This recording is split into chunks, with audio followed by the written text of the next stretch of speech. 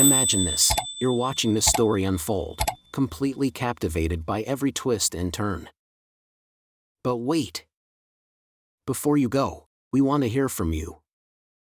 Where you're watching from, whether it's a bustling city or a quiet little town, let's see how far this story has traveled.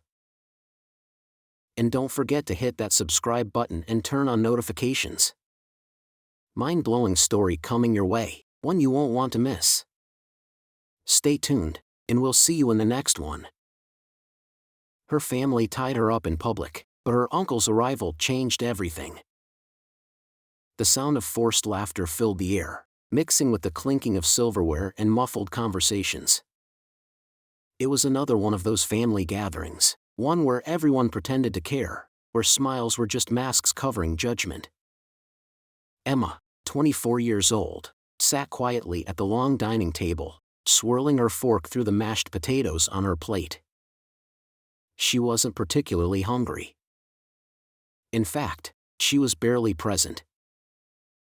Her parents, Mark and Linda, were hosting Thanksgiving dinner at their house in Dallas, Texas, and as usual, Emma was the unspoken outcast.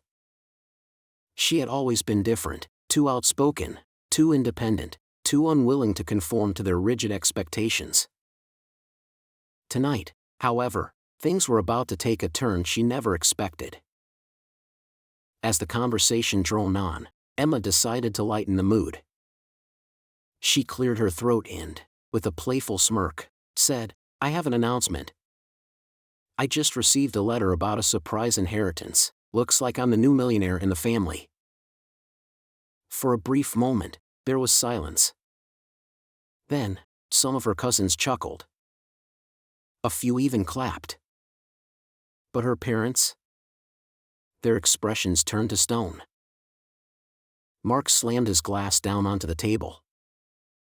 The sharp clank made the entire room go still. "You think that's funny?" he snapped, his face turning red. "Embarrassing us like this in front of everyone?" Emma's heart pounded.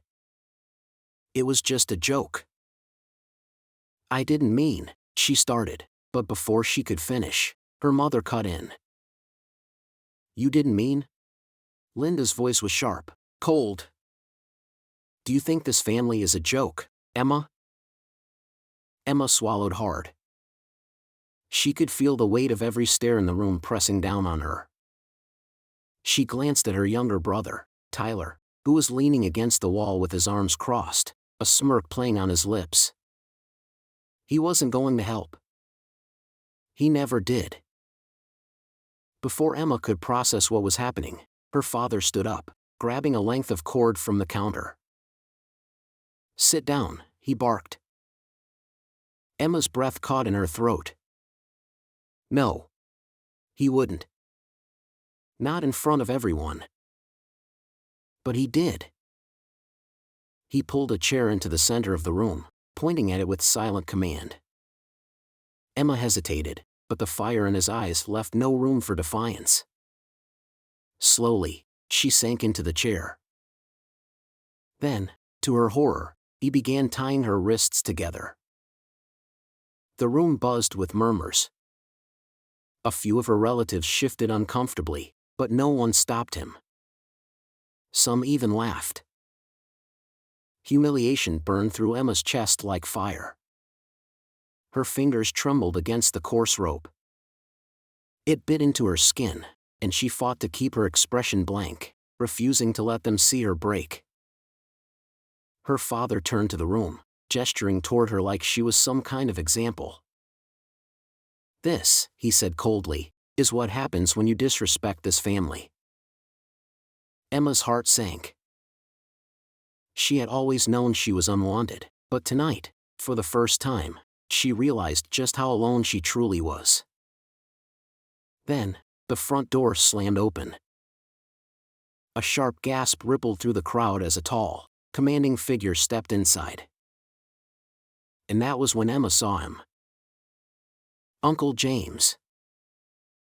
The door slammed open so hard it rattled the walls. The laughter stopped. The murmurs died. A heavy silence fell over the room as all eyes turned to the entrance. There he was, James Carter, standing tall in the doorway, his broad frame casting a long shadow across the floor. The air shifted. He wasn't just some relative dropping by, he was a force of nature. And in that moment, Emma knew something was about to change. James wasn't like the rest of them. He had left Texas years ago, moving to Los Angeles, where he built a life of his own, far from the toxicity of this family. He rarely visited. He had no patience for their games. And yet, here he was. His sharp hazel eyes scanned the room, pausing on Emma, bound to a chair, wrists red from the rope digging into her skin. His gaze darkened. His jaw clenched. Then, his voice, low, cold, dangerous, cut through the suffocating silence. What the hell is going on here? Mark, Emma's father, straightened his back, clearly caught off guard. But old habits died hard, and Mark was never one to back down easily. He forced out a stiff laugh, trying to brush it off. James, this isn't your concern, he said. It's just a little discipline. She needs to learn respect. James stepped further into the room, the polished soles of his shoes echoing against the hardwood floor. Respect, he repeated, his voice razor sharp. Is that what we're calling this now? Linda, Emma's mother, huffed and crossed her arms. She humiliated us, James, she snapped. She thinks this family is a joke. James turned his piercing gaze on her. No, Linda. You're the joke. A stunned silence fell over the room. No one had ever spoken to Linda like that, not in this house. James ignored her furious expression and strode toward Emma, crouching in front of her. His tone softened, but the fury in his eyes never wavered. Are you okay, kid? He asked. Emma could barely nod. Her throat was tight, her breath shaky, but for the first time that night, she felt safe. James stood, his presence towering over everyone. Then, he turned to Mark. Untie her. Mark hesitated. James, don't tell me how to raise my daughter. James took a step closer. Untie her. The weight behind those two words made Mark falter. His hands balled into fists, but he knew better than to challenge James. With a scowl, he grabbed the rope and yanked it free. Emma's wrists burned as they were finally released. She rubbed at the raw skin, the numbness in her fingers slowly fading. James turned back to her. Go pack your things. Emma's heart pounded. What? Linda shot up from her seat. You can't just take her, James. James arched a brow. Oh, I can. And I will. Mark stepped forward, his face red with fury. She belongs here. James scoffed. She doesn't belong anywhere near you. He folded his arms. And if either of you try to stop her, I'll make sure you regret it. Mark froze. He knew exactly what James meant.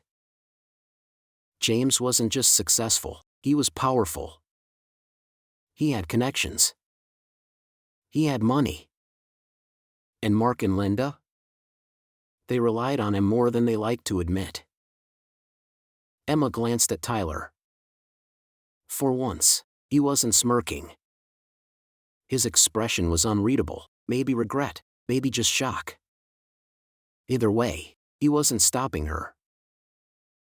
Emma took a deep breath, then stood. She didn't look back. James walked beside her as they stepped into the cold night air. His sleek black car sat in the driveway, headlights slicing through the darkness. James opened the passenger door.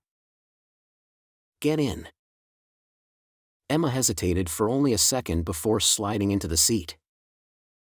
As James got behind the wheel, she risked one last glance at the house. Linda stood on the porch, arms crossed, fury etched into her face. Mark looked stunned, his usual bravado crumbling. And Tyler, he just stood there, watching. James started the engine. The roar of the car drowned out the chaos behind them as they drove away. Emma let out a slow breath. For the first time in her life, she felt something foreign. Something she barely recognized. Freedom. James glanced at her. "You don't have to look back anymore, kid," he said. Emma swallowed. Maybe, just maybe, he was right. The ride was quiet. Emma stared out the window as the dark Texas roads stretched behind them. The house, the people in it, felt like a distant nightmare, fading in the rearview mirror. James didn't speak right away. He just drove, his hands steady on the wheel, his eyes fixed ahead. The hum of the car was the only sound between them. Finally, after what felt like forever, he said, "You're safe now." Emma swallowed hard. Safe. The word felt foreign. She had never been safe. Not in that house. Not with those people. James glanced at her. "We'll be in California by morning." Emma blinked. "California?" "Yeah. I have an extra room at my place. You're staying with me now." The words hit her like a wave. He wasn't just saving her for the night, he was taking her in. I don't know what to say." "You don't have to say anything," James replied. "Just get some rest." For the first time in years, Emma allowed herself to close her eyes. And somehow, despite everything, sleep found her. When she woke up, the sun was rising over Los Angeles. The city stretched below them as James' car wound through the Hollywood Hills.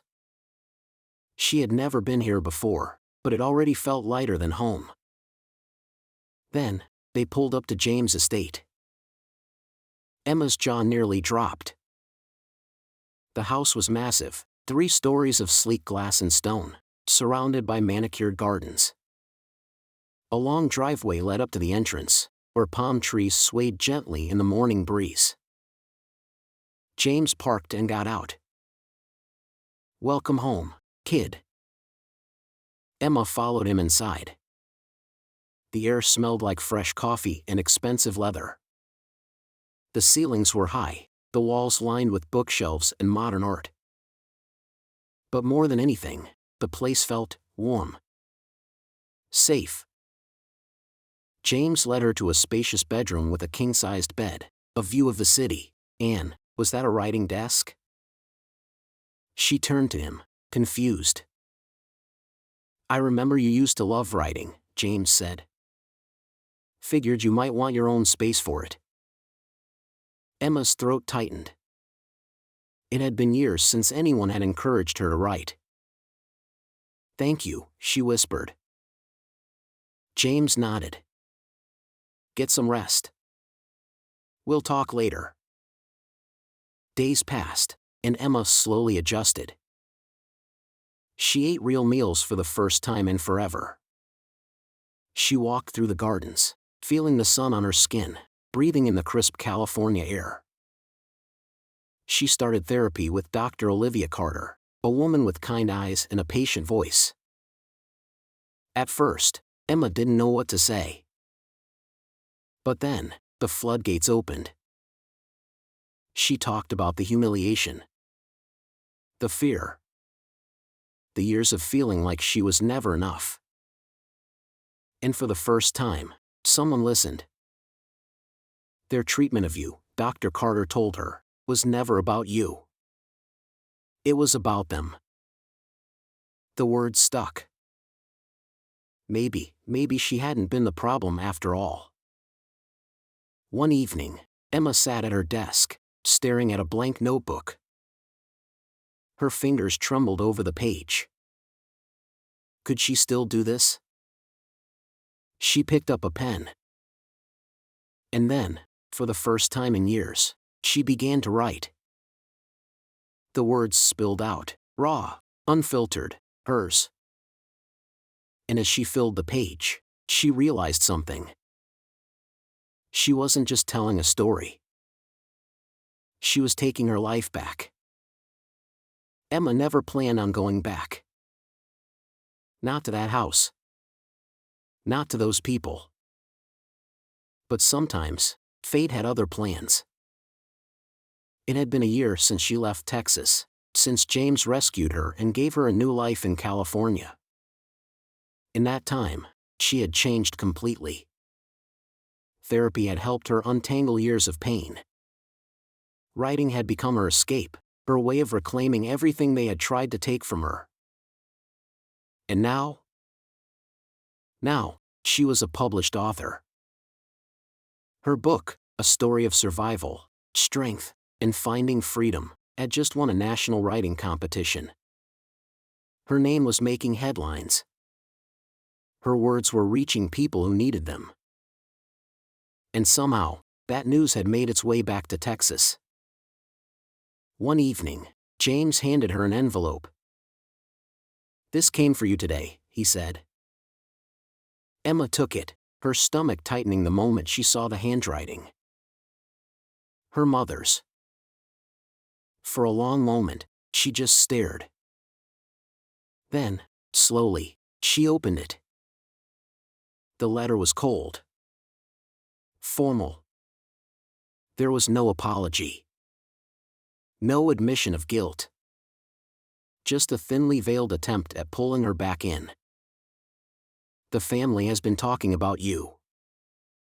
We're concerned about the decisions you've been making. We think it would be good for you to visit." Emma scoffed. Concerned? They weren't concerned about her. They were concerned about what people were saying.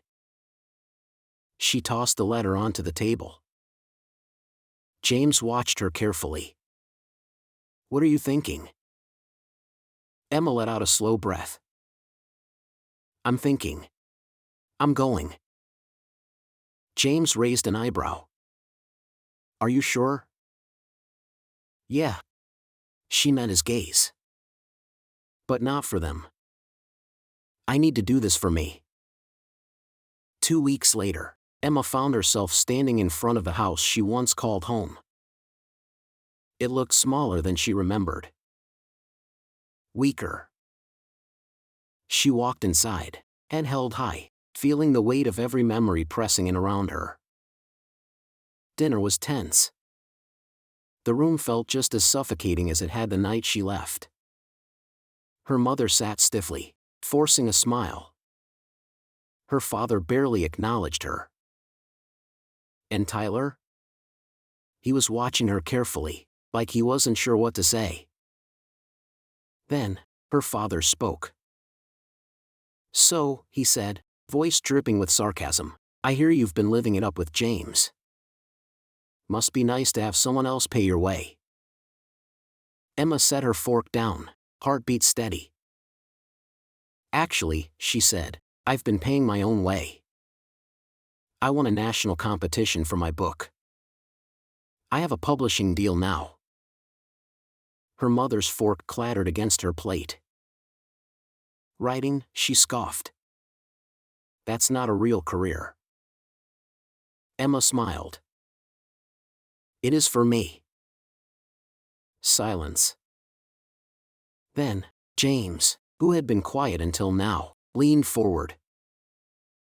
"She's better than good," he said, voice cool and measured. "She's exceptional. You should be proud of her." More silence. For the first time, Emma saw it. The power shift. For years, they had controlled her, made her feel small. But now, she was bigger than them. When dinner ended, Emma stood up. Her mother spoke. "So, does this mean you're coming back?"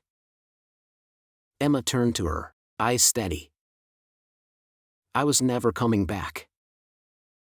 She walked out the front door, stepping into the cool night air. She didn't feel anger.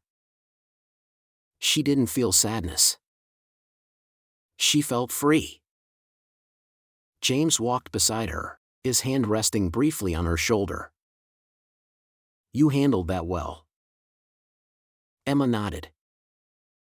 "Yeah, I did." As they drove away, she didn't look back. Not this time. She didn't need to. The car ride back to California felt different. Emma had walked into that house a survivor. She walked out a conqueror. She had spent years letting their voices define her. Years believing she wasn't good enough. But that night, as she sat beside James, staring out at the Texas skyline fading behind them, she knew something had shifted. She was finally free. James glanced at her. "How do you feel?" Emma let out a slow breath. "Lighter." He smirked. "Good. Because this is just the beginning." And he was right. 2 months later, Emma's book hit the bestseller list. She couldn't believe it. The same words that her parents had dismissed as a waste of time were now sitting on shelves in bookstores across the country. People were reading her story. People were connecting with her pain, her resilience, her journey. And then, the letters started coming. Not from her parents. Not from her past. But from readers. Letters from women who had felt trapped in their own homes. From young writers who had been told their dreams weren't worth chasing. From people who had never felt seen, until they read her words. Emma read every single one. And for the first time, she understood. She hadn't just saved herself. She had given others a reason to believe they could do the same. One evening, as she sat in James' sleek Los Angeles home, flipping through another stack of fan letters, he walked in, holding a thick envelope. He tossed it onto the coffee table. "It's from your parents." Emma stared at it. She already knew what was inside. Another attempt at control. Another half-hearted excuse wrapped in backhanded compliments. She picked it up, turning it over in her hands. And then, she threw it in the fireplace. James raised an eyebrow. "That was fast." Emma shrugged. "I don't need their approval." James studied her for a moment, then nodded. "No, you don't." And just like that, their power over her was gone. A year later, Emma stood at the front of a crowded bookstore, staring out at a room filled with people waiting to hear her speak. It was her second book launch, a follow-up to her first, this time focusing on healing, on growth, on what comes after breaking free. She took a breath, gripping the edges of the podium. "This book," she began, "is for everyone who has ever been told they weren't enough. For everyone who has ever been silenced. I want you to know, your story isn't over. You're the one who gets to write the ending." The crowd erupted in applause. James stood in the back, arms crossed, watching her with quiet pride. She had done it. She had turned pain into power. And she wasn't stopping now. That night, as she sat on the balcony of James' estate, staring out at the glowing Los Angeles skyline, he joined her, 2 cups of tea in hand. He handed one to her. So, what's next? Emma smiled, the cool night air brushing against her skin. I think it's time for a new story. James smirked. Yeah? She nodded, taking a slow sip of tea. And this time, it's not about survival. She turned to him, eyes shining. It's about living. What an incredible journey Emma went through. From betrayal to redemption, she didn't just survive, she thrived. Her story is a reminder that no matter where we come from or what we've been through, we have the power to rewrite our own endings. Now, we want to hear from you. What part of Emma's story resonated with you the most? Was it the moment she stood up to her parents? The day she realized she didn't need their approval?